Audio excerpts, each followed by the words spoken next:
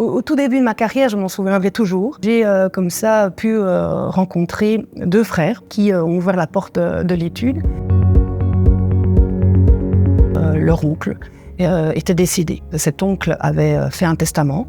Cet oncle n'avait jamais été marié. Il est décédé sans enfant et célibataire. Et il avait désigné ses 2 neveux, avec qui il a vraiment eu beaucoup de contacts, comme légataires universels. Il faut savoir qu'en Belgique, il y a les taux de droit de succession, les taux de l'impôt est différent si c'est des enfants qui héritent ou des neveux ou même des personnes étrangères, des voisins, etc.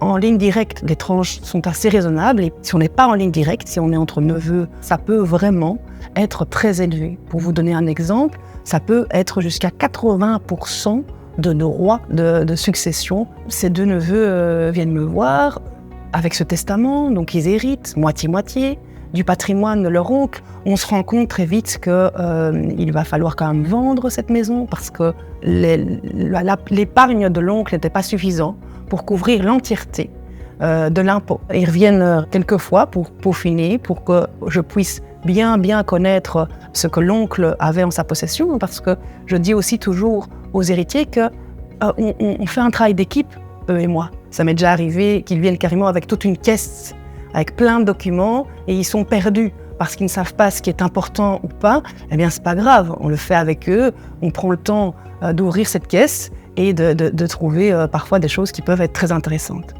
Et cette histoire de caisse, justement, c'est pas anodin, c'est pour ça que j'en parle, parce que ces 2 frères viennent me voir un peu perdus avec toute cette caisse de papier, etc. On prend le temps avec eux, avec toute mon équipe, d'analyser tous ces documents et on découvre petit à petit dans ces caisses certains documents qui ont titillé ma curiosité, notamment des bulletins scolaires, des inscriptions de stage qui avaient été signés par le défunt concernant les 2 neveux. Je constate que vous avez vraiment eu une relation même particulière avec votre oncle. Et c'est là que les langues se délient. Ils n'avaient pas eu conscience que c'était important au premier rendez-vous. Et là, c'est là qu'ils m'expliquent que, effectivement, leur papa qui était décédé, avait toujours beaucoup voyagé, n'était pas souvent là, avait un petit peu abandonné son rôle parental et que finalement, leur papa avait une grande confiance par rapport aux frères. Et ils me disent, on a toujours vécu avec notre oncle. Et c'est lui qui nous conduisait à l'école, au mouvement de jeunesse, etc. Et là, je dis, ah oui, et ce depuis combien de temps? On a toujours connu ça, maître. J'essaye de poser des questions. Est-ce que votre oncle avait signé un document? Est-ce qu'il était parent d'accueil? Non, ça a toujours été comme ça. Notre papa n'était jamais là, mais on avait quand même un papa. Donc, il n'y a pas eu de document officiel.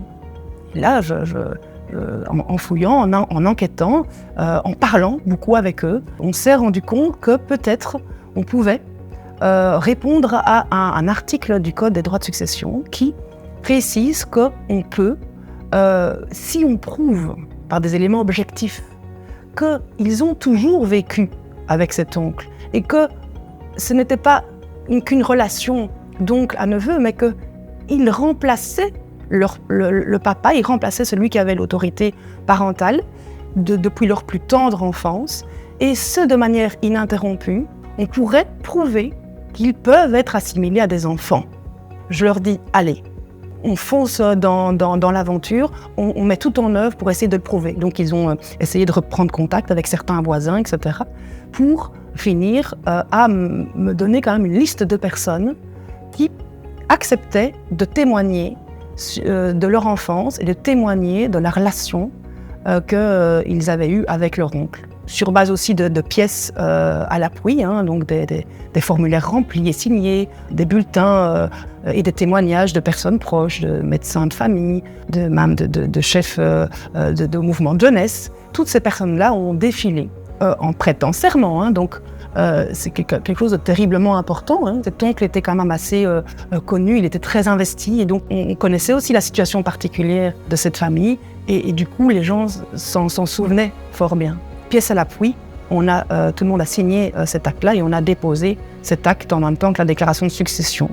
Donc on a croisé les doigts et on a eu la bonne nouvelle quelques mois après. On a reçu l'avis de taxation et cet avis de taxation confirmait qu'ils avaient bien le taux en ligne directe. C'était un moment qui était suspendu dans l'émotion. Cette reconnaissance qui au départ était une reconnaissance fiscale, mais pour eux, c'était plus que ça. C'était finalement une reconnaissance, alors que l'oncle était décédé, d'un lien de famille qui était paternel finalement.